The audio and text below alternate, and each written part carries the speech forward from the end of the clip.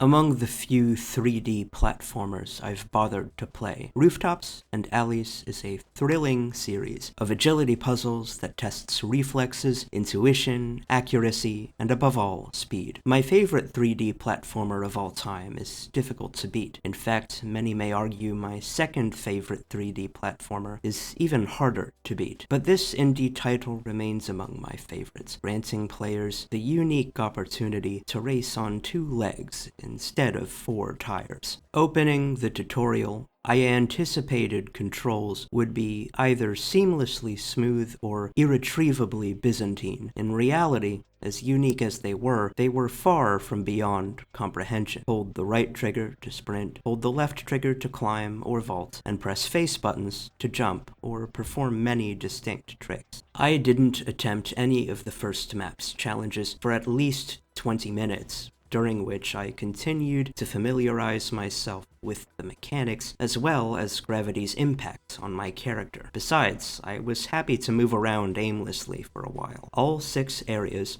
are conducive to parkour, including a container ship and a construction site. Each area contains 3 trick attacks, 1 collectible pigeon, and 5 time trials, the last of which make for most of the game's content. As the most fleshed out aspect of the game, time trials are also the most fun. Dash or leap through a linear series of rings within a time limit to earn the gold medal. Controls are technical enough to render this activity an exciting challenge in which attention to detail closes distances faster. Tricks are the primary means to increase speed, as landing a trick grants a boost to activate at will. If a time trial requires you to jump, you ought to flip instead. Still, stuffing tricks into your routine will barely advance you past the initial area. Successful gymnasts will save speed boosts for zip lines and unusually long leaps. In the latter half of time trials, saving boosts to jump further is practically mandatory. You'll have to jump from springboards at the correct angle to reach certain heights, which I mention because this small detail took me a full hour to discover. Otherwise, I won't reveal all the game's secrets, since many solutions to these agility puzzles are idiosyncratic. Running from point A to point B as quickly as possible might seem simple on the surface, but it involves a delicate calculus of hand-eye coordination, spatial awareness, and Jedi reflexes. That time trials are the vast majority of content didn't faze me at all because they were intensely more engaging and challenging than I thought they'd be. Trick attacks make for the second biggest chunk of content, though they aren't as sensational. As I show this clip, see if you can't identify the problem.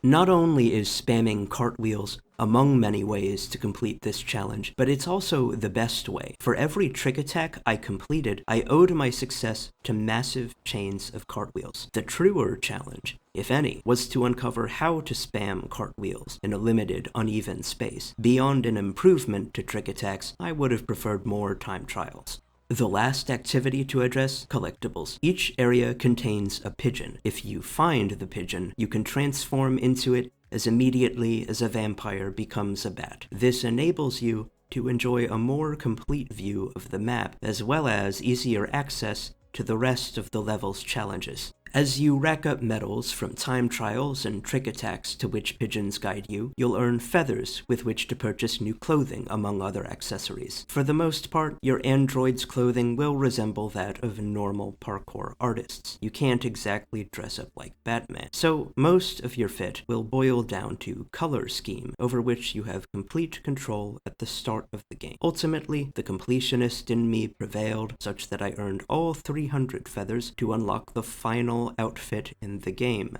Collecting these customization options is the main way to progress to the end of the game. The end is when you collect all of them, but not a moment before, making for a decent challenge in light of the fact that many time trials rival Dark Souls bosses in terms of difficulty. Sekiro is in my top 3 games of all time. Do you think I could lie about that? Small quality-of-life improvements demonstrate the care and attention the development team has invested in this game. Thoughtful amenities include taking pictures and recordings of your sick moves, changing weather or time of day on command, and having background music advanced to the following song. Most of the music appropriate for parkour is what I enjoy a lot anyway. Here are some highlights.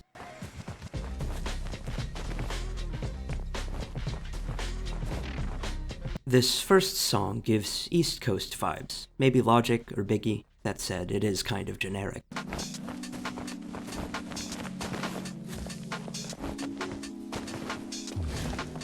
I call this the Disclosure one. Doesn't it sound like a Disclosure song? I think it does anyway.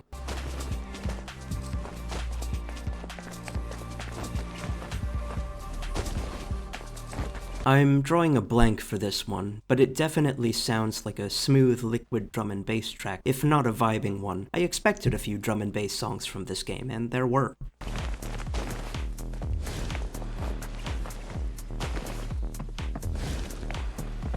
Here's the classic house one. It's annoying, isn't it?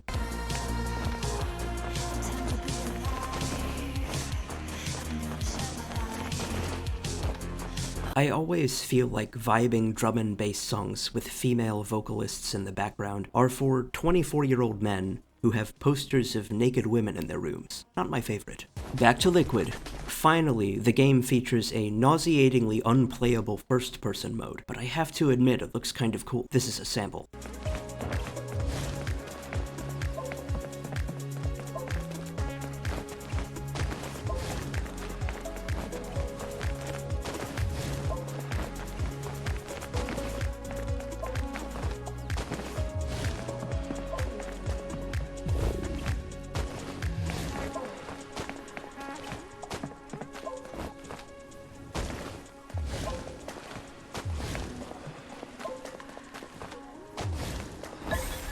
As a recent indie title, Rooftops and Alleys isn't very long. One can easily platinum the Steam version within 24 hours, but maybe someday we'll see more games in which parkour is a means to complete mobility challenges, rather than a means to strike from the shadows. Rooftops and Alleys might be too bare bones for many, but I highly recommend it to Assassin's Creed fans, as well as Mirror's Edge veterans, among others who enjoy parkour mechanics in games. I'm never ready for summer to end, but with a brisk setting reminiscent of the northwestern United States, not to mention a protagonist in a light jacket, this game might be a great way to kick off the fall.